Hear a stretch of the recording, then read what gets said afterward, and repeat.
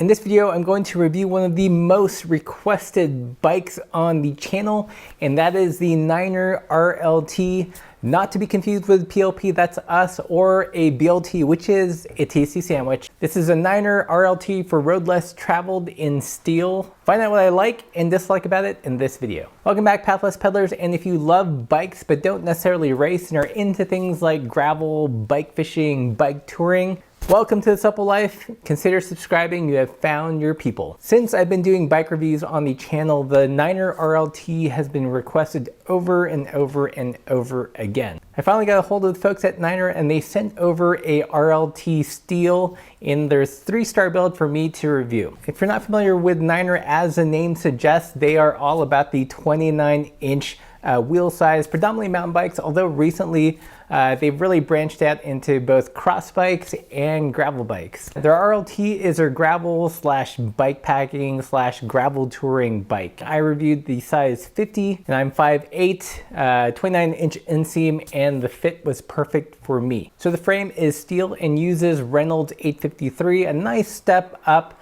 from 4130 that we see often in Surly bikes. The fork is carbon with a carbon steer tube, and one interesting thing is that it's got mounts for rack. So even though it's a carbon fork, they do say you can load up to 45 pounds on the front. I personally wouldn't do that, but you've got that as an option. This build has hydraulic disc brakes front and rear, as well as through axles. Wheels are stands and are tubeless ready, and this particular build comes with the Schwabe G1s in a size 38. A nice grippy tire for hard pack, and also fairly supple. I think these might be my new favorite tire. In terms of controls and drivetrain, this build is running SRAM Rival with a 5034 double in the front and a cassette that goes up to 32 teeth in the back. This bike is also chock full of mounts. It's got direct mounts on the top tube for mounting top tube bags, as well as 3 water bottle cages around the frame, and also mounts to run a rear rack. So depending on how you want to pack the bike, whether that is in a bike packing style or running a front rack or a rear rack, you've got options. And to top off the whole package, it comes with a carbon Niner branded seat post and a Niner branded saddle. I'm not quite sure who makes the saddle, but I found it super comfortable. It's got that nice wide and flat profile that I prefer. On our scale, the bike naked, no pedals, no water bottle cages or anything, came in at 22.3 pounds. So fairly lightweight for a production steel bike. Definitely lighter than many options that you'll see from the queue. So I think about on par with the Ritchie Outback and the Breadwinner bike that I just reviewed. So that's it for the components and the broad overview. How does this bike ride? So the frame itself had a fair amount of vibration dampening. In terms of the handling, I found the front end a little bit on the stable side. Stable but not boring, and it gave me lots of confidence going down rough descents, and was perfect on paved descents as well. In terms of the rear end, I found it nice and quick. You're not going to win field sprints with the bike, but it was definitely a little bit more on the lively side, so I had a good combination of a quickish rear end and a stable front end. Since the bike didn't weigh a metric ton, it climbed fairly well, both seated and standing. And like I mentioned before, it was a nice stable descender. There weren't too many surprises in terms of handling. It was fairly well balanced. It's a bike that's easy to hop on and get familiar with. I can definitely see using this bike on gravel events, something like Dirty Kansas or Rebecca's Private Idaho. And it does have all the mounts and options to go fully loaded touring with it.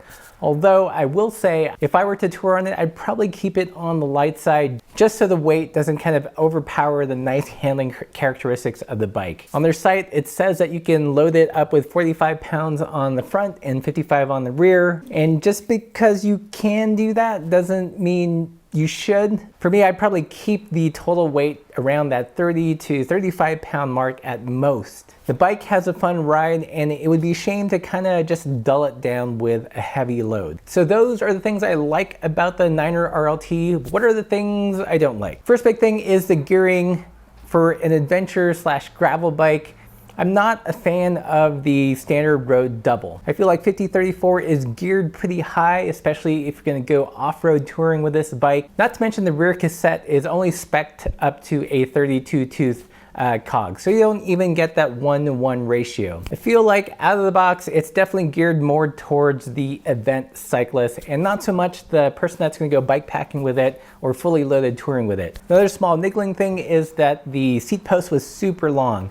I literally had to slam it all the way down until it stopped for me to ride it. So if you are riding a smaller size frame, be ready to cut the seat post to make it fit for you. And one last thing, although the bike was smooth with that Reynolds 853, I did feel like the front end was a little bit on the stiff side. I played around with the tire pressure a lot.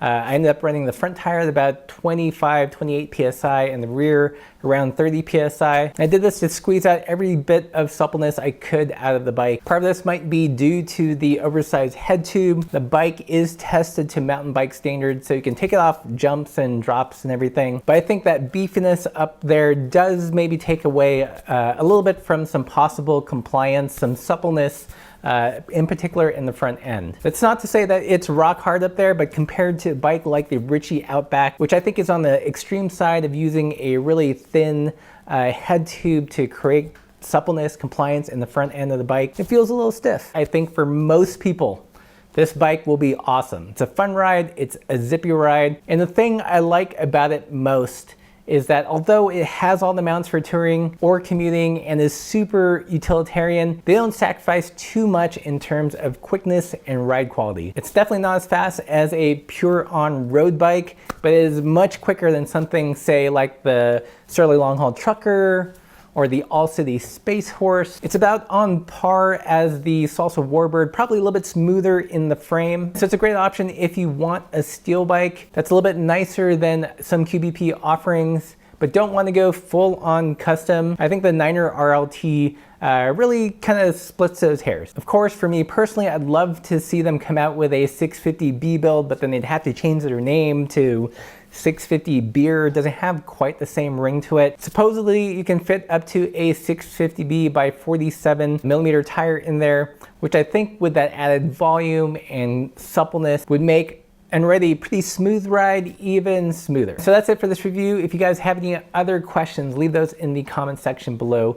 And if you dug this independent review, consider supporting the channel. This is how I'm able to do these reviews without getting advertising dollars from the same brands I'm reviewing. Every bit counts, so check out the PayPal links below. And until next time, keep the supple side down.